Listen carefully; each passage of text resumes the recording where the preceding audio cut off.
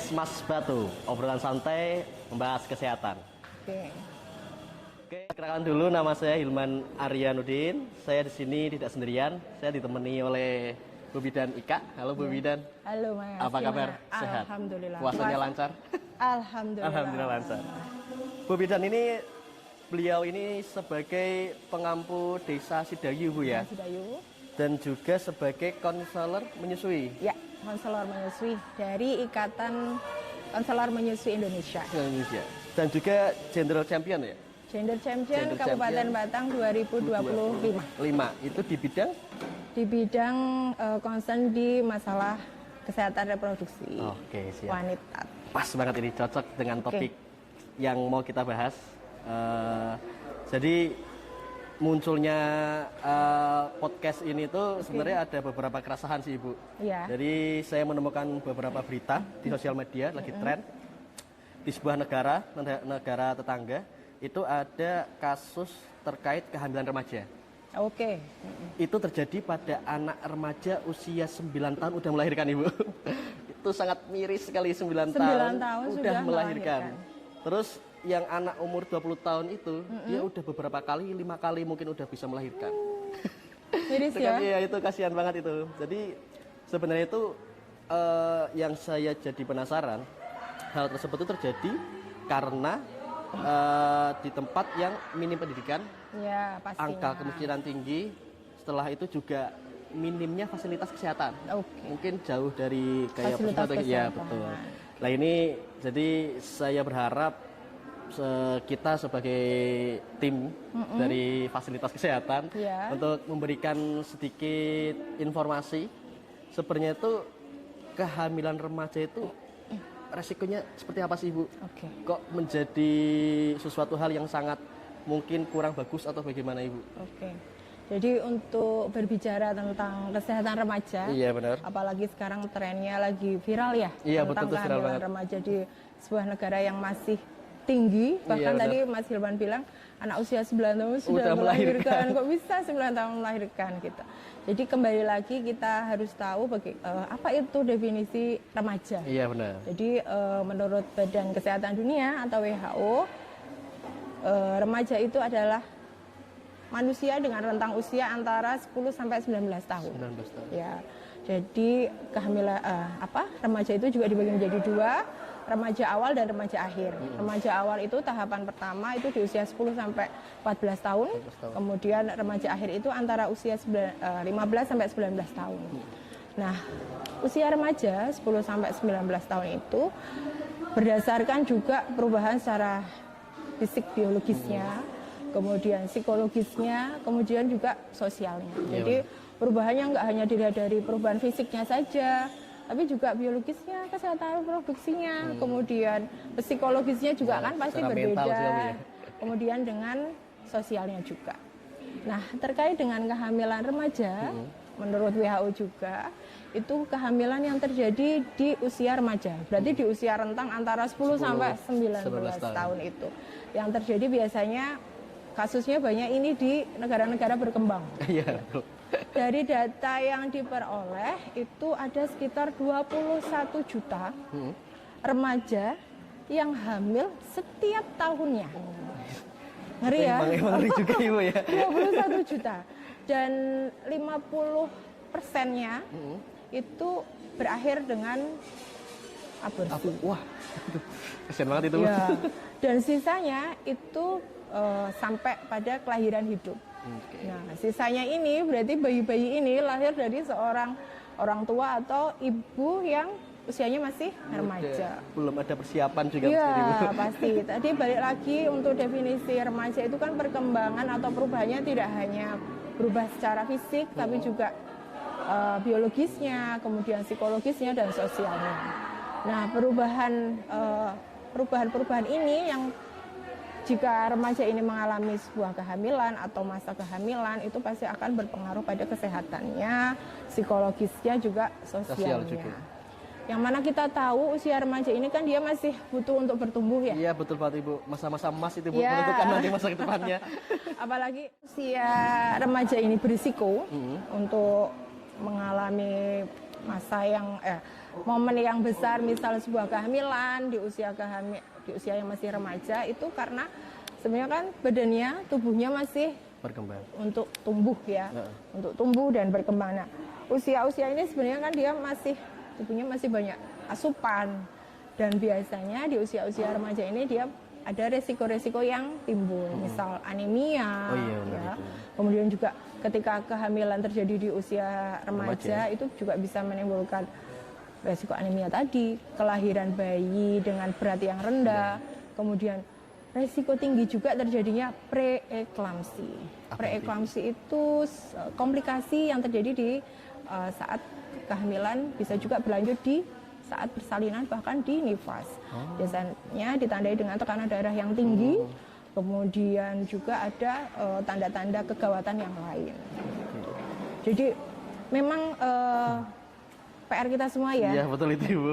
Kehamilan di usia remaja itu mungkin rahimnya sudah bisa untuk hamil, tapi sebenarnya badannya itu masih belum siap. Secara fisik berarti belum oke, Bu ya. Untuk menerima perubahan-perubahan yang luar biasa di masa kehamilan. Ada perubahan hormon, perubahan organ ketika masa kehamilan selama 9 bulan. Itu kan perubahannya luar biasa. Banyak banget pasti, Ibu. Jadi mungkin secara psikologis juga akan mempengaruhi. Kalau secara psikologis mempengaruhi, persalinannya juga pasti akan terpengaruh. Oke, siap. Ada hubungannya juga berarti, Ibu ya? Oh iya, itu berlanjut ya. Jadi hamil, kemudian persalinan, ketika ada resiko pun kan kita pasti ada intervensi ya, demi menyelamatkan keduanya, baik ibu maupun bayi. Nah, intervensi medis ini mungkin untuk anak-anak atau usia remaja ini masih belum siap dengan efek atau resiko-resiko dari intervensi yang ditimbulkan. Sudah hamil, melahirkan, ada intervensi, kemudian setelah nifasnya pun kan akan ada treatment sendiri itu. Iya, ada treatment sendiri. Kalau perubahan psikologis ibu nifas itu kan ada 3 ya. Setelah melahirkan itu ada taking in, taking hold, dan letting go. Taking in ini terjadi setelah ibu melahirkan. Jadi biasanya secara psikologis ibu masih belum menerima nih bayinya. Karena ibu biasanya masih dalam masa recovery. Iya, untuk tubuhnya sendiri juga, Ibu ya. Karena dia baru kelelahan melalui proses persalinan, dia masih fokus pada dirinya sendiri. Itu biasanya berlangsung mungkin di awal-awal persalinan. Setelah itu baru ibu mulai menerima peran barunya sebagai seorang ibu. Ya, benar. Mulai belajar bagaimana merawat bayi, bagaimana memberikan ASI. Nah, tahap yang ketiga adalah dia sudah siap menjadi peran barunya, menjadi seorang ibu, menjalankan peran barunya, memberikan ASI dengan baik. Nah, ketika masa-masa di nifas ini tidak ada dukungan, apalagi usia remaja yang psikologisnya masih belum nggak stabil. Nah, bisa kita bayangkan apa yang terjadi pada anak-anak usia remaja ini. Belum nyampe titik kedewasaan, keputusannya mungkin belum belum bijak. Itu karena sayang banget ya. Usia masih di bawah di usia remaja itu kan masih ada wali ya, biasanya orang tua ya. Jadi pengambilan keputusan semuanya masih ada di orang tua. Pasti akan berpengaruh ke baik fisik, psikologis maupun sosialnya. Yang pasti sosial sih, Ibu, itu juga akan berpengaruh banget. Iya. Sekarang kita lihat kalau anak kecil udah hamil, apalagi wanita, Ibu, yang pasti ketahuan, Ibu. Ya. Kalau cowok kan dia nggak penting, Ibu, yang penting kan cewek. Jadi pasti di sosial udah ketahuan duluan, Ibu. Setelah di sosial, pasti nanti tekanan di keluarga juga. Mungkin kok kalau anaknya masih sekolah juga, pendidikan dia pasti terjadi efek samping, Ibu. Dia pasti minder, belum tentu mau ngelanjutin sekolah lagi apa enggak. Terus pasti kena sanksi juga di sekolahan, itu, Ibu. Iya, karena itulah resiko yang terjadi pada saat usia kehamilan ya. Jadi hamil di usia remaja, tubuhnya sebenarnya masih butuh untuk bertumbuh.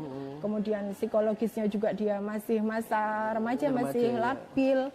Kemudian untuk perkembangannya dia masih ingin mencoba banyak hal. Iya, benar, Ibu. Masih mau mencari diri, Ibu. Harus hamil, jadi dia harus fokus pada dirinya. Sayang banget, Bu. Pasti akan ada pengaruhnya, terutama nanti di masa menyusui. Oke, nah itu, Ibu.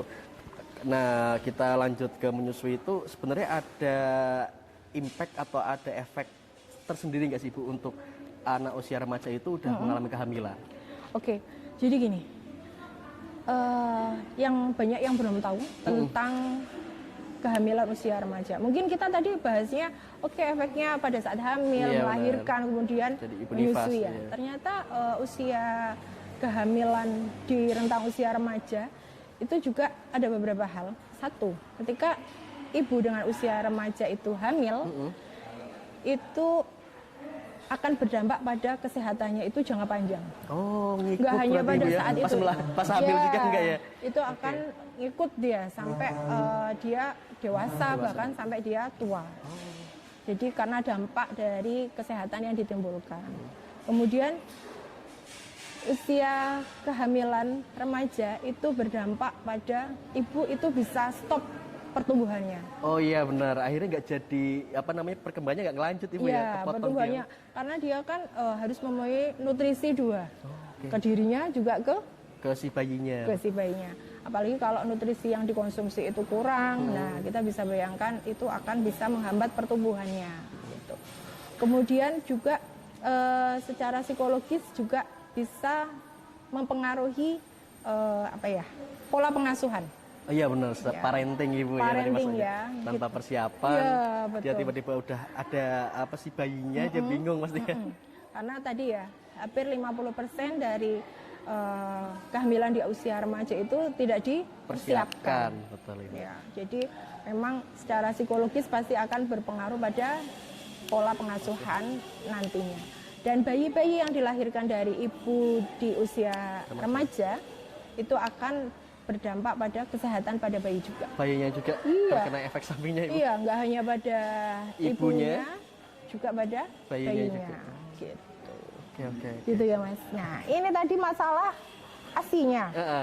Masalah ASI-nya. Jadi ASI pada ibu-ibu usia remaja sebenarnya tidak ada pengaruh secara langsung dengan usia, karena sejatinya setiap wanita yang ketika sudah dia siap untuk hamil, melahirkan, dia juga akan mengalami proses menyusui.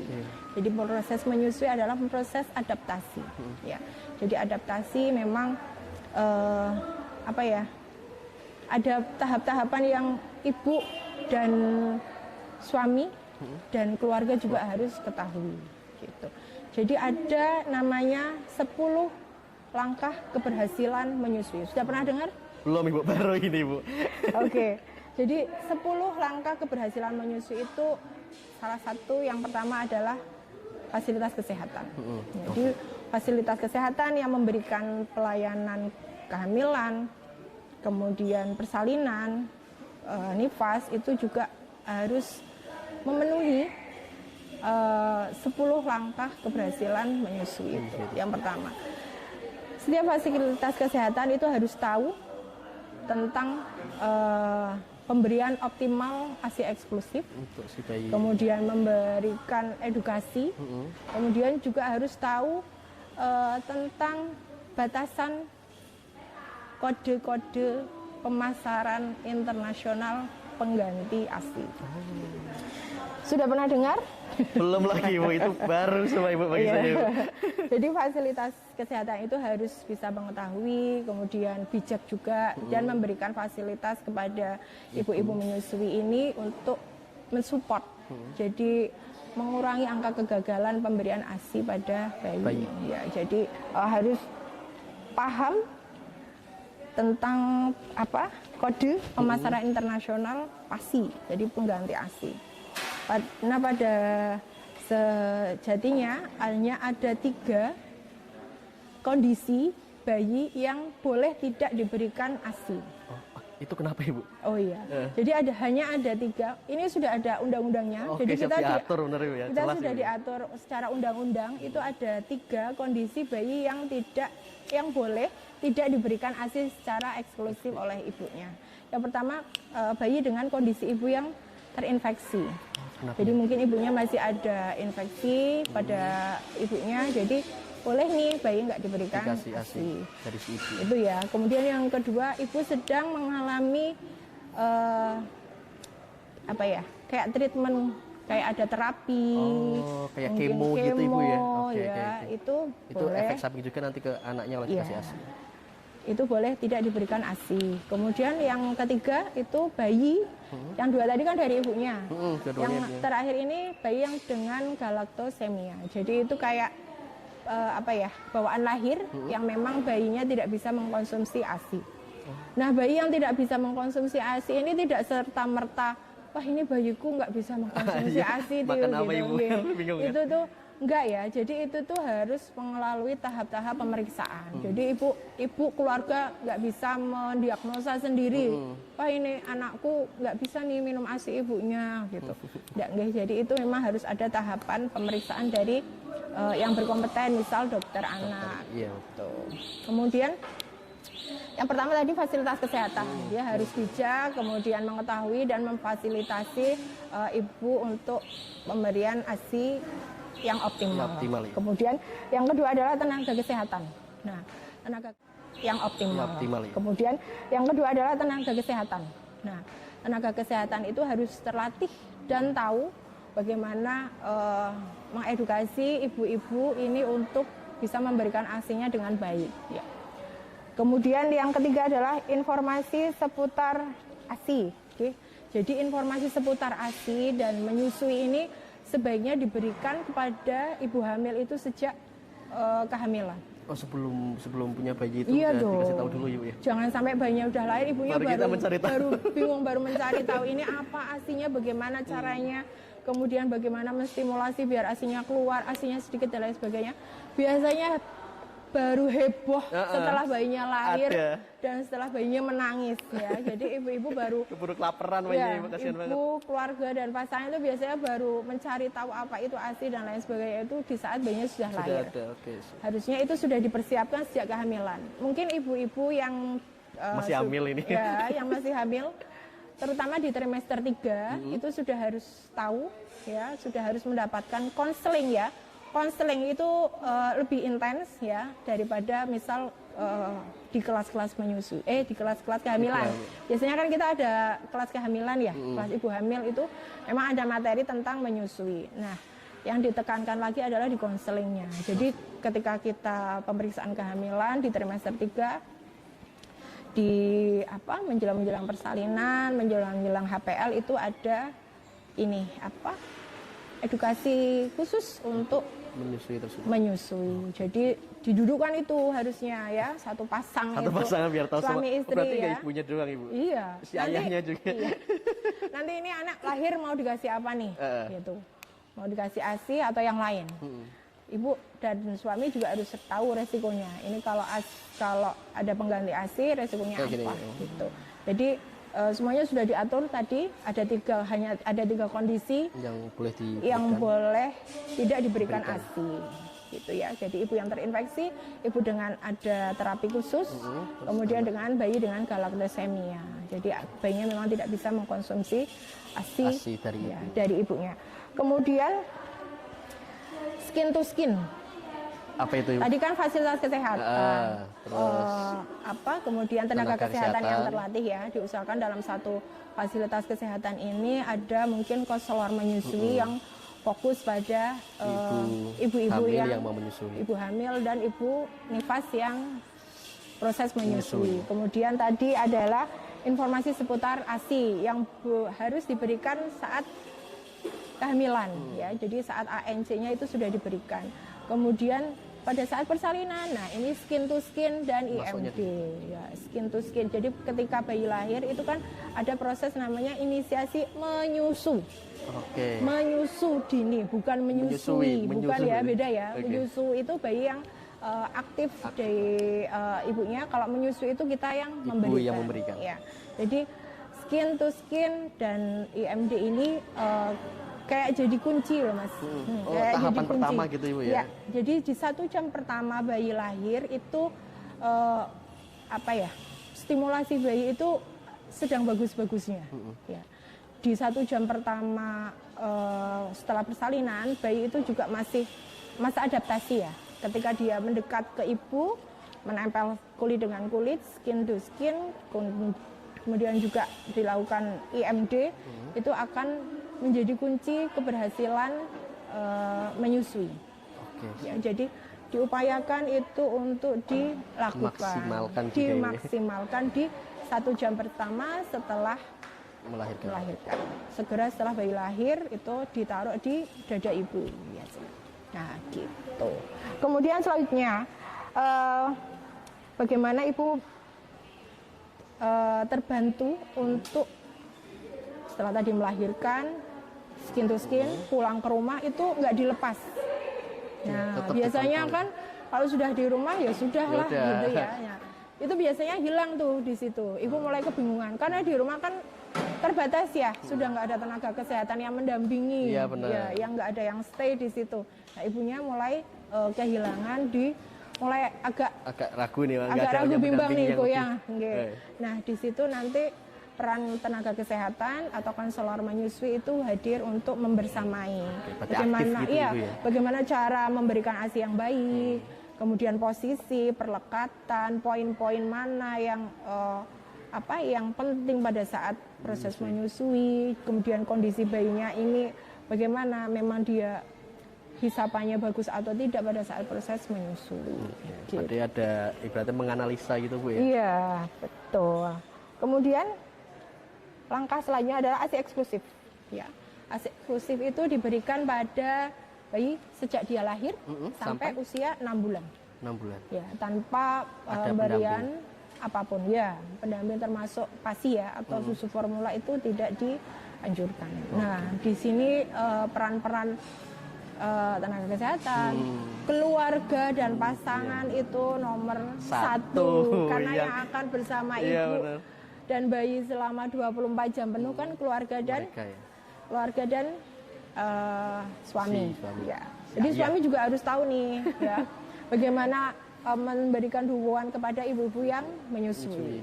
Berarti nggak mencari uang tok ibu. Iya dong. Harus tahu juga ibu yang mendukung. Itu sejatinya yang paling dibutuhkan ibu adalah dukungan, termasuk dari pasangan ya, karena psikologis ibu ya sangat mempengaruhi. Bagaimana kita tahu tadi perubahan psikologis pada nifas itu kan luar biasa ya, dari mulai dia awal masih cuek dengan bayinya, kemudian mulai menerima, kemudian mulai penuh menerima perannya sebagai ibu, kan semuanya butuh dukungan dari keluarga dan pasangan. Nah, gitu.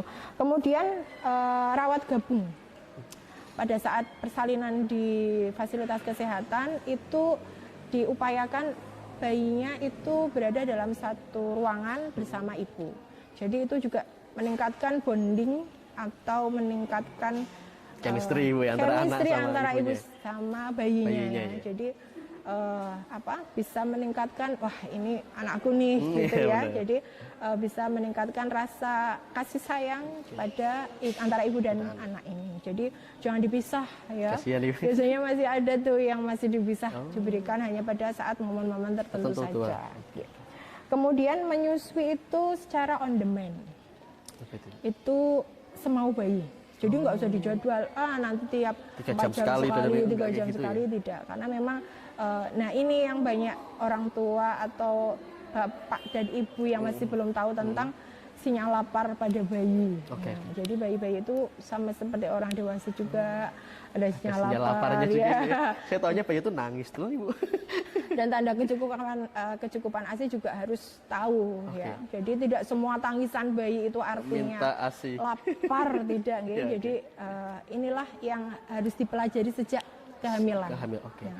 Jadi memahami arti tangisan bayi, oh ini bayi lapar, oh ini nggak nyaman, oh ini kedinginan dan lain sebagainya, itu suami istri, bapak dan ibu ini itu harus paham ya. Ya.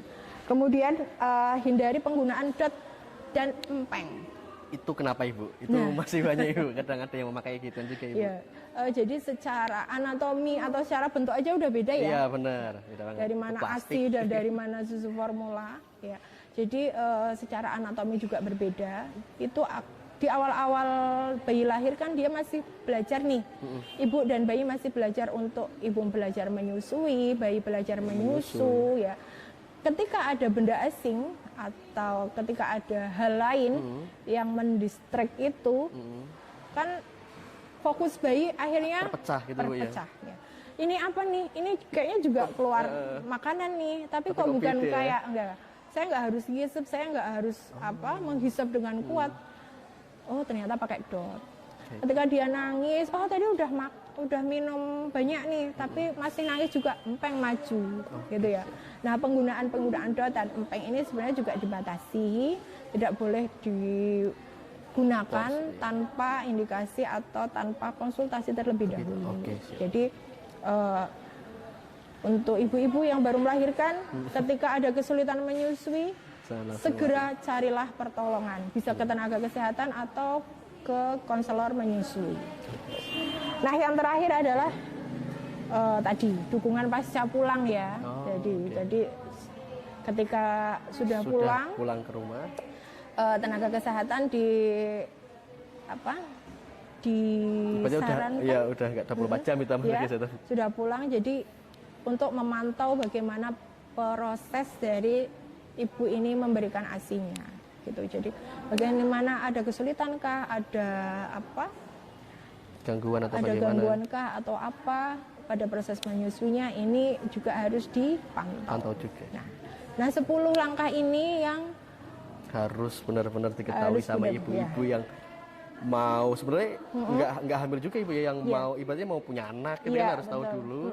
Hamil itu ditambah lagi biar tahu, biar nantinya kalau udah lahir nggak ada kebingungan ibu. Jadi bisa meminimalisir gangguan-gangguan ya, kemudian masalah-masalah pada saat proses menyusui. Karena pada saat hamil bayi kan belum lahir nih.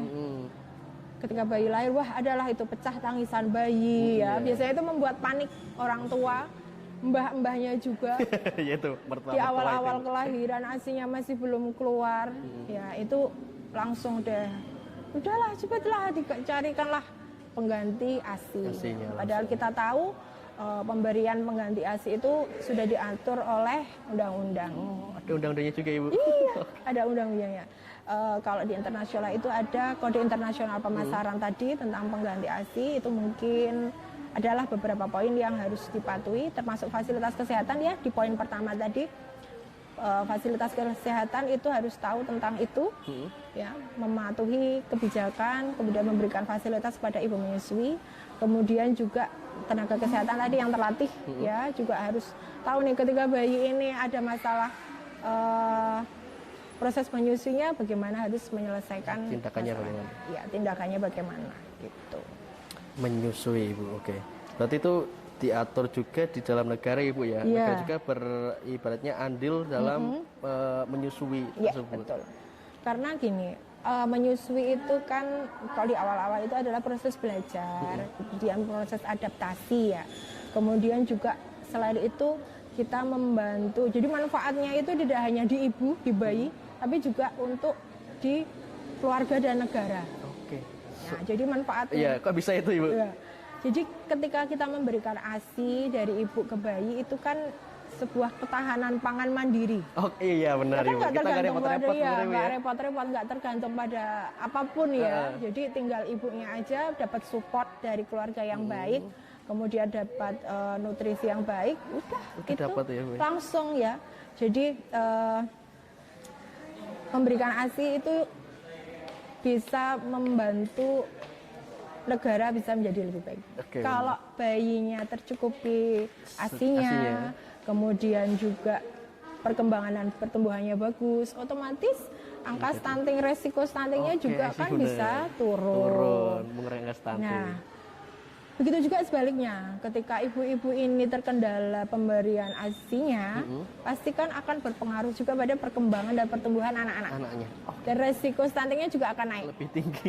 Kita tahu sendiri bagaimana pemerintah gencar-gencarnya untuk menghentikan atau mengecilkan angka stunting itu. Apa? Dan itu anggarannya tidak sedikit. Anggarannya besar ya. Jadi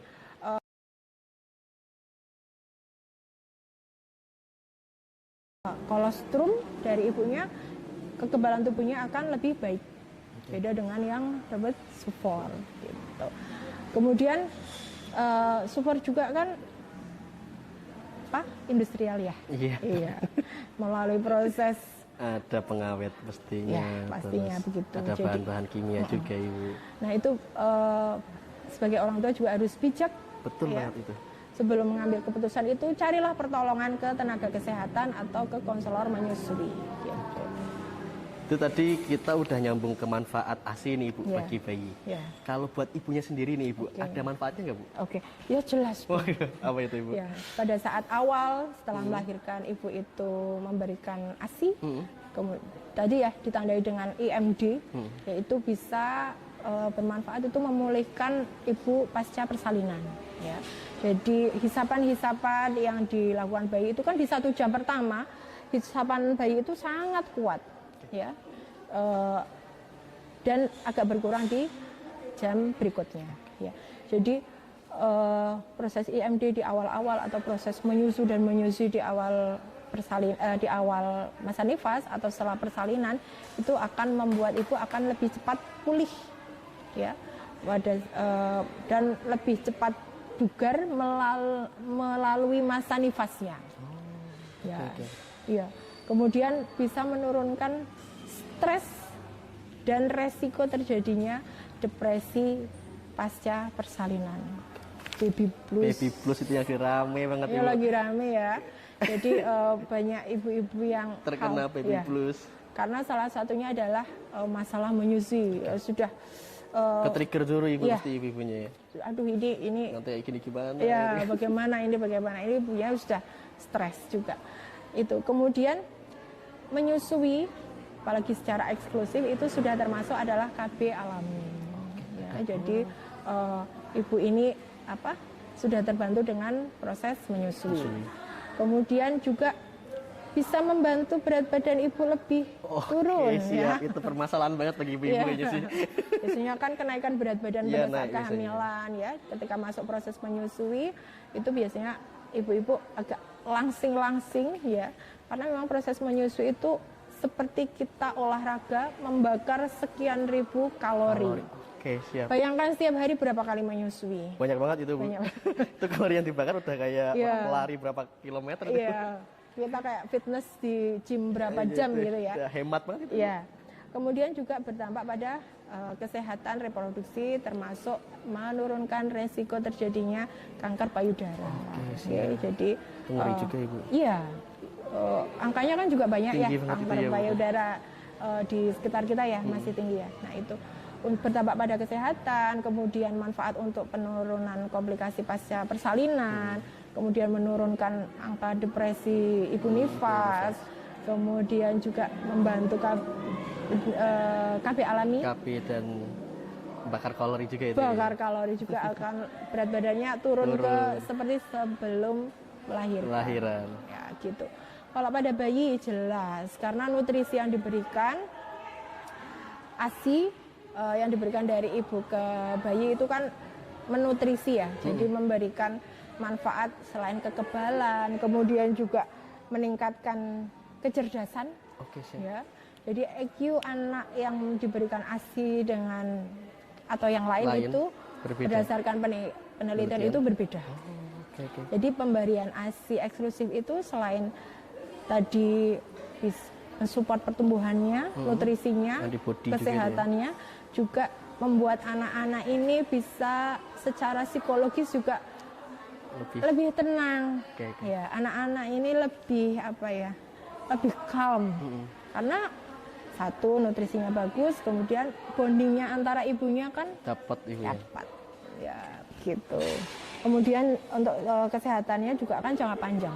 Ngikut. Ya, yang didapat waktu kolostrum yang didapat tadi kan di awal. Efeknya sampai jangka panjang sampai dia dewasa. Nah, untuk Bapak kira-kira apa? Untuk Bapak itu pasti support sih Ibu. Ya, saya sih support istri, jangan sampai kayak kita cuma cari uang doang. Jadi kayaknya tuh peran yang deket banget tuh seorang laki-laki nantinya setelah melahirkan, mungkin mendampingi di saat melahirkan, menyusui dan sebagainya itu penting banget sih Ibu. Ada lagi? Belum Ibu. Apa itu Ibu? Manfaat pemberian ASI pada keluarga? Yang jelas hemat. Secara ekonomi benar sekali itu. Dan praktis ya, pemberian ASI nggak perlu pakai macam-macam ritual apapun. Oke, siap. Tinggal dibersihkan sudah berikan. Mau pagi, siang, sore, malam, ibu standby ya. Way. Nah, pasti hemat juga ya Mas. Iya benar. Itu jadi mengelola keuangan keluarga ya. Bisa dialokasi ke yang lain. Yang lain, oke, gitu ya. Jadi untuk bayi itu untuk investasi kesehatan jangka panjangnya, peningkatan kecerdasannya, anaknya juga secara perkembangan juga insya Allah lebih baik.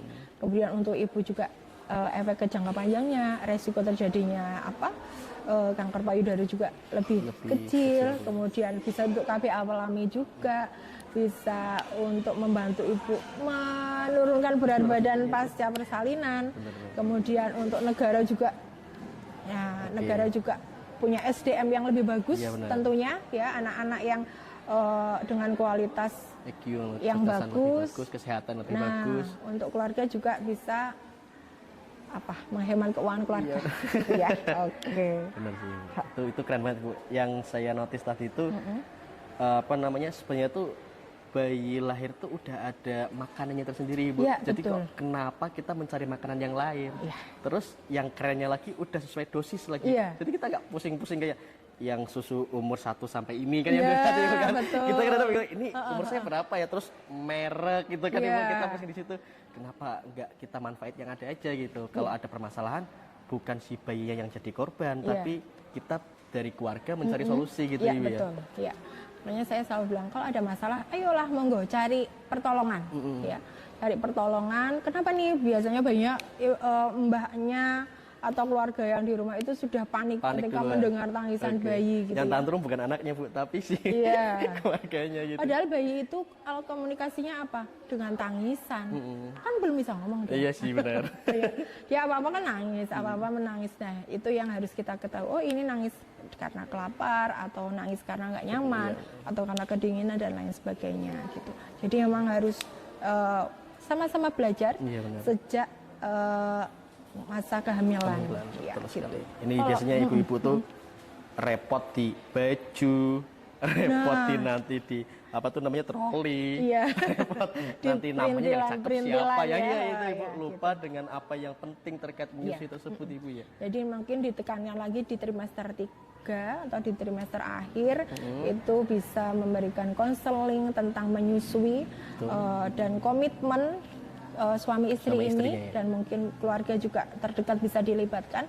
Nanti bayi ini lahir mau diberikan apa nih? Misal ada ibu-ibu bekerja juga nanti ada tips-tipsnya sendiri, tipsnya sendiri biar bisa tetap memberikan ASI secara optimal dan secara eksklusif gitu. Ya. Nah Ibu, sebenarnya tuh ada lagi nih Ibu, saya beberapa kali mendengarkan keluh kesah teman-teman yang udah menikah. Jadi dia ya menikah dengan normal, dengan usia yang bagus, dia mengalami kegagalan dalam menyusui di saat udah ada bayinya Ibu. Itu kenapa sih Ibu sebenarnya Ibu? Padahal dia normal-normal aja sih Ibu. Itu ada bingung kenapa ya Mas ya? Apa ya yang membuat gagal yang menyebabkan itu kok bisa terjadi kegagalan Ibu? Ya.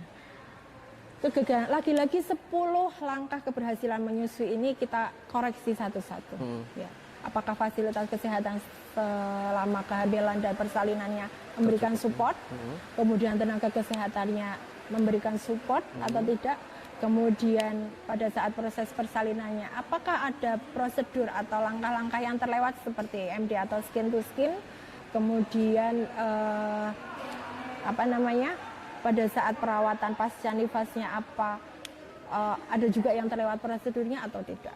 Nah, 10 langkah keberhasilan menyusui itu tidak hanya disusun oleh negara kita, tapi sudah skala nasional dan itu antara WHO dan UNICEF. Jadi itu sudah melalui penelitian yang panjang ya. Jadi ketika mau berhasil memberikan ASI, ya 10 langkah ini dijalankan.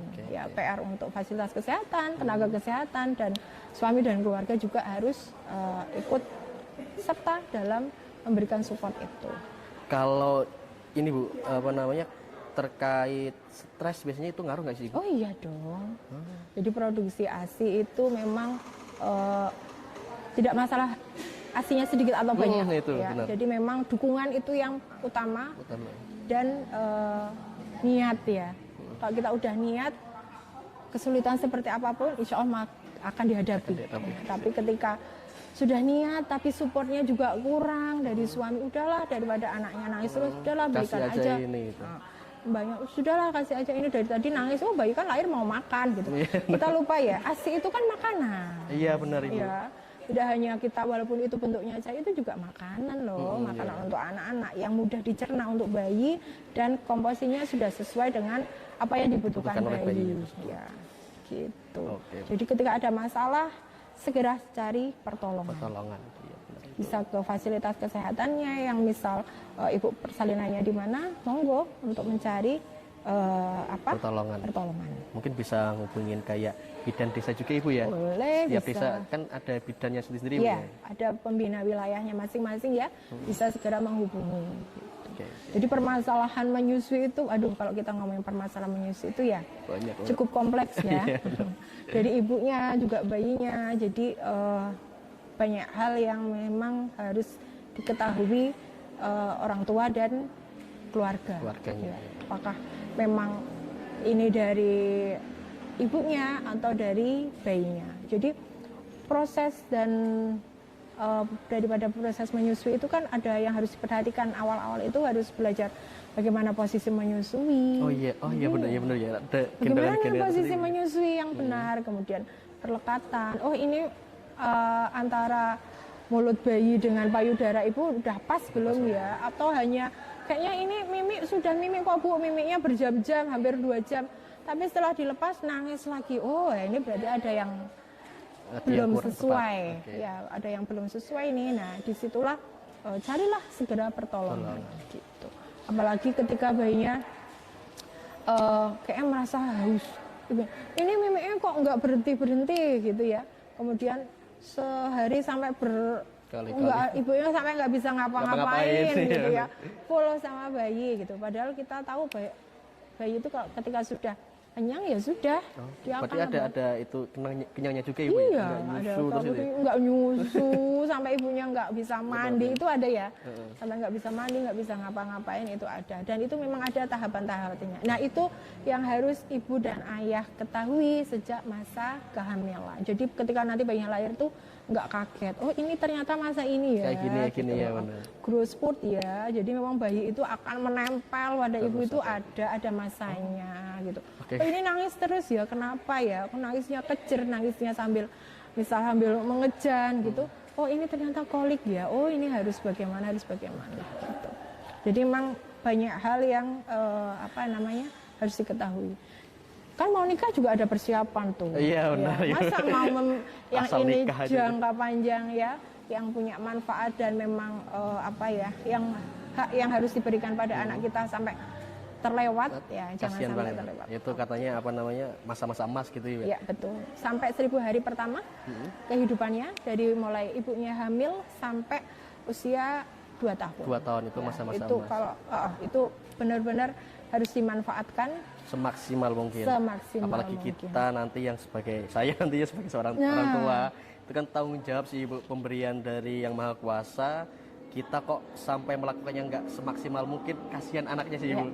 Dia nggak tahu apa-apa maksudnya Ibu ya. Ada satu penelitian Mas, ini yang membuat saya ternyata menyusui itu amal jariah selama 9 keturunan kita. Maksudnya gimana itu biasanya betul itu? Nah, jadi ketika kita memberikan ASI, selain kita memberikan nutrisi, kan kita memberikan kebaikan ya. Benar. Kebaikan itu nanti akan menurun ke anak-anak kita. Ya. Ke anak kita, nanti anak kita juga mengalami proses menyusui, juga dia akan menurun ke anaknya lagi. Siap. Dan itu ternyata Masya Allah luar biasa. Jadi setiap tetes ASI memberikan kebahagiaan sampai 9 keturunan kita bisa bayangkan menjadi amal kita ibu-ibu sampai nanti. Selain itu perintah agama. Iya, ya, tugas seorang ibu menyusui. Nah, itu kodrat kita akan hamil, melahirkan dan menyusui. Ya, untuk yang lainnya bisa dikerjakan bersama pasangannya. Gitu. Yang ramai itu, yang lain tugasnya suami itu Ibu. Ya, dan proses menyusui itu kan memberikan pengalaman pada anak-anak kita. Jadi ada juga penelitian yang menyebutkan ketika bayi ini mengalami proses menyusui atau menyusu pada ibunya, itu akan diingat di memorinya, dan dia akan melakukan hal yang sama juga nanti pada keturunannya. Oke, kayak melakukan secara tidak sadar gitu ibu ya? Jadi itu kayak, oh ini dulu aku menyusu nih sama ibuku, oh nanti juga aku akan memberikan ASI padamu. Jadi siap. Gitu. Nah, angka keberhasilannya itu cukup tinggi dengan momen proses menyusu dan menyusui itu daripada anak-anak yang mungkin tidak dapat momen itu. Iya, gitu. Berarti itu juga menentukan nanti untuk generasi kedepannya juga ibu ya? Betul. Itu nanti ibu-ibu yang mau memutus rantai itu biasanya kan dari dulunya kok dia nggak dapet, jangan sampai nanti anaknya saya juga nggak dapet gitu. Lagi-lagi niat ya, niat dan dukungan keluarga itu sangat penting sekali. Sangat penting sekali. Betul, nanti pokoknya pesannya kalau ketika satu harus dapat edukasi, harus dapat konseling sejak usia kehamilan, ya. Dua-duanya harus paham tentang bagaimana proses menyusui dan lain sebagainya. Kemudian saat persalinan ada alur atau ada tindakan yang tidak boleh terlewat, termasuk tadi IFD dan skin to skin. Kemudian fasilitas kesehatan yang mendukung juga. Iya, betul itu. Nah, kemudian juga suami dan keluarga juga harus mendukung. Ya, harus saling mendukung. Gitu. Pokoknya kalau nanti mau punya anak itu udah deket-deket banget nih sama Bu Bidan ini pasti. Pokoknya ketemu terus biar sampai kayak ini gimana ya, terus bagaimana, terus suami juga kayaknya harus mendukung banget, kayak mungkin sering-sering mengantar, itu cara itu ya. Kadang ibu-ibu juga datang sendiri itu kan kasihan mungkin, pasti ada capeknya udah ngurusin anak, ngurusin rumah gitu. Mungkin buat bapak ini ya, ada ibunya atau mungkin yang masih hamil ya sering-sering diantar istrinya ke puskesmas atau ke Bu Bidan, kalau ada permasalahan diajak ngobrol ibu mungkin betul, ngobrol atau keluhan atau bagaimana.